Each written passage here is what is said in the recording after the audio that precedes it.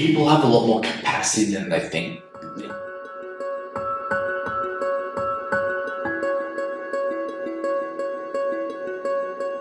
Less people doing better work is always going to give us a better outcome. That's probably one of my biggest learnings when it comes to employment this year. Yeah, big time. Okay.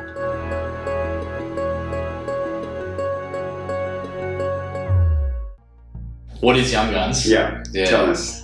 So I started the idea off. I was a personal trainer background, and then we developed into, because a lot of the times we saw when I was working with clients that were like young guys and stuff, that how much the impact of what we were doing was really helping with their mentality as well. When it comes to their confidence and how they showed up and whatnot. So Young Gunz right now, the best I could describe it would be like a youth development program. So we help guys that are struggling with a bit of confidence, self-worth, insecurities, etc. And we help through our 3 pillars: mentorship, movement, mindset. And essentially we help them be able to, in a 16-week coaching program, go from a place of like feeling a bit low confidence and whatnot to like a place of where they're feeling better about themselves. How long did you say, sorry? 16 weeks. Yeah, 4 months. 16 weeks. So we take it in place through coaching, the frameworks that we provide for it, to be able to take it into a place where they feel better about themselves. And ultimately that, we're really training the next gen from 13 to 19, these dudes to be, the guys that are going to be great in the workforce, the guys that have great goals and aspirations and stuff like that as well. So ultimately, if we can take a guy from point A to point B or some sort of progression through that, we've done our job and we feel really good about it. And so interesting, because you're working with mainly teenagers. Yeah. Who are exposed to, what a lot of people think that social media is creating a negative impact. It's good, opportunities from social media, but also negative impact from, having to compare themselves all the time, and can create a bit of depression or, that sort of, negative side of it. So do you find that that's the sort of market, or that's the sort of people that you working with, or of how the guys got to where they are? Yeah, how do they get to you? So I think a lot of the things, like we come from, these dudes come from a place of like disconnection, and what I mean by that is like from somewhere in their life where they felt unconfident or low within themselves. The byproduct of that is they attach themselves to something. So when it comes to whether it's social media, whether it's gaming is huge now as well, whatever they've got, everything's designed blue light and the dopamine release of swiping or playing games. Majority of the boys are in that aspect, 100%. So it's like they're just doing that because it's a replacement of reality for them. So these effects that you're talking about, 100% it makes an impact. Something from the start usually creates that to get them there. So we don't hate against it. We don't say social media is bad or games bad or anything like that. But what we help the boys to do is find the balance and understand how much more movement and positive things are more important. So how can we get them to take those priorities before doing, how about before Young Gunz? Because I know you actually own a couple of businesses, including this one where we are, Koso Co-working. You're a co-owner of this co-working space. So let's go back a bit, where you're from, what are the businesses you've been involved in, and how do you learn so much as well? Because it's funny, because I said to the other guys here, is how lucky we get to, you're a business coach. I always come to you for advice, and I see you giving advice to all the girls, and it's so cool to have you around. So how do you get to know so much about business and stuff? I think coming back from where it started, is that what you're talking about? So when I first started, like I said, I was personal training background.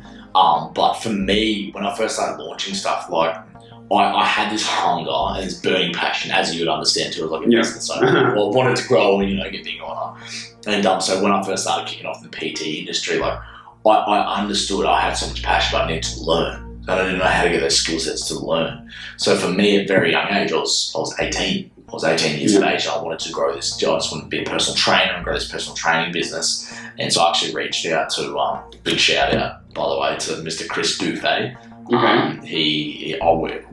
We run together now with the Coaches Cartel, but from the Coaches Cartel, so he's a coaching business and helps PTs and gym owners and stuff scale and grow their businesses. So I reached out from a very young age, saw his marketing and whatnot. So he was your first mentor? First mentor. Okay. First, just coming across the ad in the classic marketing.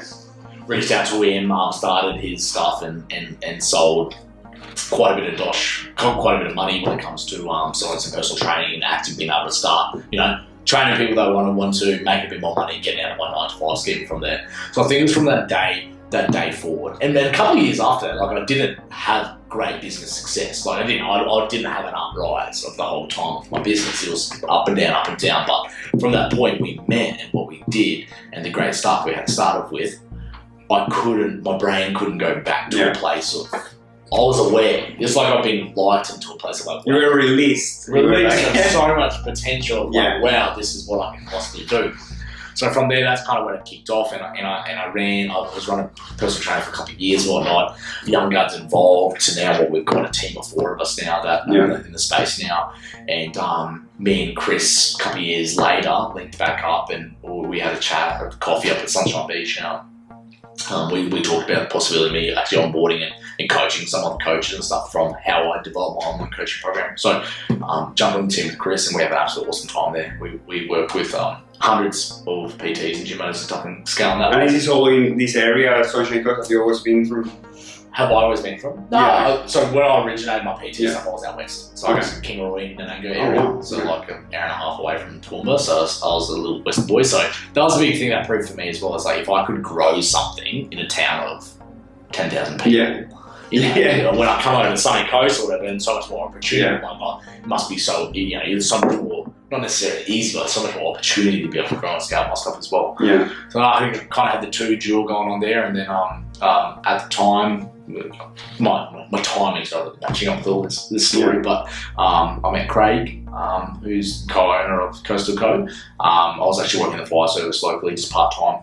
In Callum here, and so he reached out to me because he knew of some of the business skill sets and stuff I was doing, and said, dude, let's give this a crack. And even through a time of COVID, we've managed to bring the place up to 70-75% of capacity. So it's been great because I've been able to broaden my skill set just from coaching and business to now to a place of brick and mortar, real people like me that I'm dealing with week in, week out. So that's kind of how I got to our conversation today. That's how we ended up in this room. Hey? So what I've been really loving to share with everyone, it's like, because there's obviously many factors, many things that lead to success, but if you could pick just one, what would that be? Like if you could go back, for the success you've had in the last couple of years, what would be that one thing? First of all, look at like what defines success to you and what defines success to me. And I think just with answering that, first of all, like I found at the very start, success to me was like if I could make a full-time wage in my own time, I was set.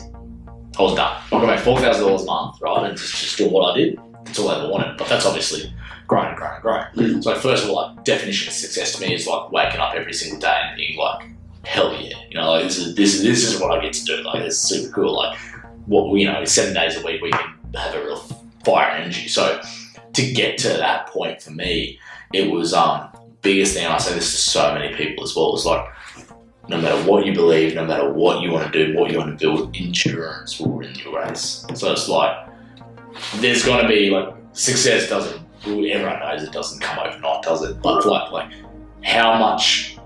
Like actually a quote of a guy that I've got a bit involved with awesome sales guy, Callum Robinson is his name, and one of the things he's always said to me is the level of uncertainty you can endure, it equals the amount of success you get. So it's like you can have years of I've got this idea, but if I can endure past whatever, and I'm talking crappy financial years, the people that do the 6 or 12 months of like, hey, I'm starting my business. And they make $20,000 and they just bomb and they quit. That's because that's where they will be. Like year 1, year 2, year 3, no matter what it is and whatever it's going to financially, if you've got an outcome of what you want, you'll get there. It's just about endurance. So I think everyone's gonna pace different speed, but the number one thing I could give to any sort of level of success is like if you know something should work and it has a benefit for someone or something, whatever it is, that time spent shouldn't matter. You will do anything in your power to do it. So consistency, keep going. Leo, I can remember times where I knew I needed to spend money on advertising to be able to get my message out there more. And I was starting running ads at as little as $5 a day, a cup of coffee a day. And I remember not being able to afford it. So what I did is I used to buy a cup of coffee every single day, $5 a day, $35 a week, $1,800 a year. And I thought, you know what? in order to get my message out here, I'm going to stop buying a coffee every single day. So I bought for $4, I could get a pack of sachets. Like there's no book crap. I'll buy a pack of sachets so that I would have my crap coffee every single day, so I could afford a $35 a week budget of ads. Because I know for $35 a week, that would allow me to reach a couple of thousand people in the ad platform that I was using at the time. You know, so it's like endurant, but then the sacrifices you make along the way to build a big picture. You know, build a big picture. Okay, that's a good one. Yeah. And how do you see COVID? Like you mentioned COVID, so how did that play out into your business, like the coaching one? Do you see like a little spike, or did you actually go down and up, or what was it like? Yeah, we had in both coaching businesses tremendous growth, right? Because we were already running stuff externally. You know, like I could never fathom why people didn't do online more already. Like, I was already in that scene, you know. So for when this came along, at first it was a bit of a shock. It was like, holy crap! Like, you know, like what's happening is this. Oh, a business is going to shut down. I was scared. I was really scared, and I was scared for my team. But what we realised as well, like as negative as it was, and it's impacted a lot of people's lives. In a business that was already operating externally, there was more of a need for what we did. More than ever. When it comes to mentality, when it comes to we could deliver something that changed results virtually. You know what I mean? It's all great and dandy that someone can deliver a face-to-face program that's really great, but we don't have that luxury anymore. And the fact we were already in that system, we were able to help. When COVID hit was the real spike for us, where we're like, well, this is our time. And I think that's the time when you actually I first met you. You came in here on a Saturday. If I'm right, that was around when COVID hit. That so you basically went all out. I got this offer just as COVID hit. Yeah, so you're basically going like opposite to most people, where they got scared and they go and hide in their little, whatever room. I invested time and energy and money into probably more than ever, I bet. In the time of the crisis, because I saw it as well here, like businesses that now need an external place to work from. Here was a great opportunity. So like we were able to, co-working spaces all were able to grow because now more people had to, because businesses had to pivot. The world was forced to pivot.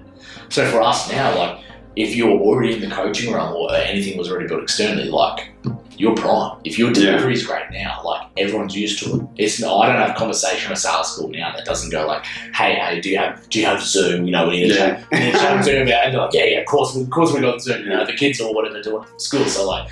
It was great in the fact that it forced people to pivot to an area of exploring, okay, maybe we can't do it this way. Maybe we can do it this way. Yeah, so massive growth. And how about like, so to sustain that growth, we're experiencing quite a bit of growth. And one of the things that we are challenged by is recruitment and, retaining good staff and good people, which is every business biggest challenge, I guess, to, find good people. What was your experience like? With finding people, recruitment, during COVID, which by the way, the government's obviously making a bit hard, I guess. So. It's so fun. In perspective of like how to physically find people or get the right people. Both, like from recruitment to retention. So I think, dude, I'm probably the worst person to ask about this because I'll tell you a story of like how we kind of built our team. I've always been a true believer in this, and I've learned this in the coaching world as well. Like for me personally, some people get up in arms about this. Like a qualification, a certification to me, I don't give crap. Like if you've got a skill set, a good personality, ready to learn, you'll beat anyone that has some sort of certification in name. Like that's how it is for me personally. So like for when I come to employing in scale, because we were scaling through COVID. Like, well, I'm not saying we were surviving, like we were growing. So we were employing through COVID. And so for us at that time, I was like, okay, so how do we get the right person who's going to make them fit for this? And can I tell you the story how I got? Of course. Go for it. Faz from the office. So I put out my initial advertising and stuff like to get someone on board as an employee for our admin and just general stuff for Young Gunz. And I had a heap of applications. People just weren't making the right fit, like in employing staff. Employing staff so hard because for me, it's not about a number. As business is growing, you'll probably find this more and more. Like if you've got a good union of a team, you can take that wherever. If you've got someone that loves working for you, they're gonna actually explore the work and help in an area that it might take 5 other people. So finding someone like that's really difficult. So I kind of come back to my core values. I was like, okay, our program's all about movement. So first of all, my criteria is I need someone that moves. Okay. Yeah. Okay. What else do we need? Okay, I need someone with a positive attitude. And I need someone that's ready to learn. So when I put those 3 things down, all of a sudden, any sort of qualification, business, admin, whatever it means, I don't care. Like they can learn a simple process. So same as us, like you're looking for values match over. Yeah. You know that. Yeah. I need someone that I can have the office with and have a great laugh with. And like, sweet, like, are we having fun? We're having fun. Let's do the process. So I had all these applications, did interview and after interview, wasted all this time, and I just couldn't find someone that really made a great fit.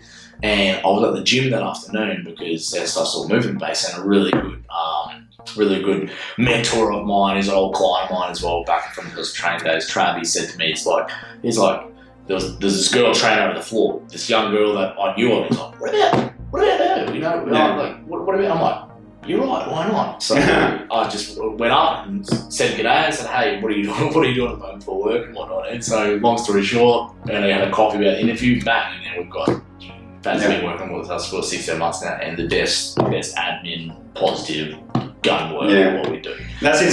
So interesting you tell me this, and recently this thing came to my mind, and I was like, I need to share it, and I posted on LinkedIn, which is, I literally didn't read this anyway, but I just realized that business potential is limited by the team of people you build around you. So your business is limited by that team of people you build around you, and I think that's what you're trying to say as well. And if I can just add in too, you're limited by the type of people as well, and people have a lot more capacity than you think they do. Like I've really learned this in the fact that like one person can do a lot of work, a lot of work in the do. And so what I found is this year we've had a coach come on board that ended up leaving, and we've had a salesperson that come on board and ended up leaving as well. So like, we've had a couple of people kind of try coming to the team, give a test, and it hasn't worked out for them. And every single time I keep coming back to, I'm like, okay, I felt I needed 4 or 5 people running the team at the moment, when in fact that right now, 4 or 3 running leaner we're always better running leaner.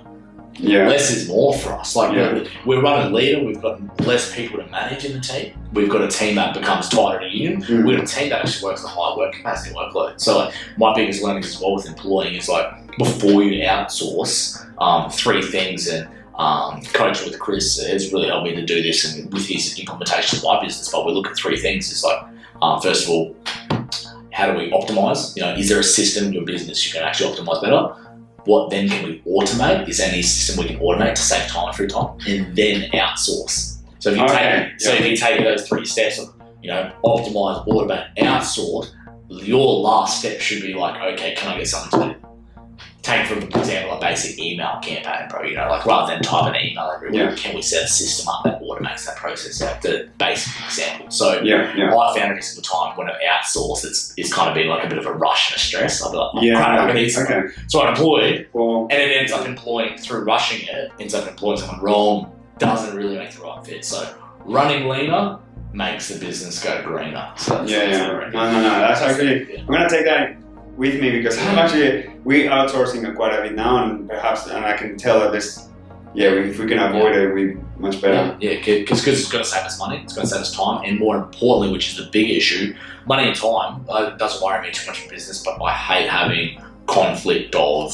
relationship when it comes to talking and whatnot like that. That's always the biggest stress. That's why you're looking at. Also, you basically, when you get more people, is that you're opening the door for that. Well, you're managing clients, just like your business. You're managing clients, that's a big enough stress as it is. Imagine why do that, and then plus manage a whole team that's not working. So the less people doing better work is always going to give us a better outcome. That's probably one of my biggest learnings when it comes to employing this year. Big time.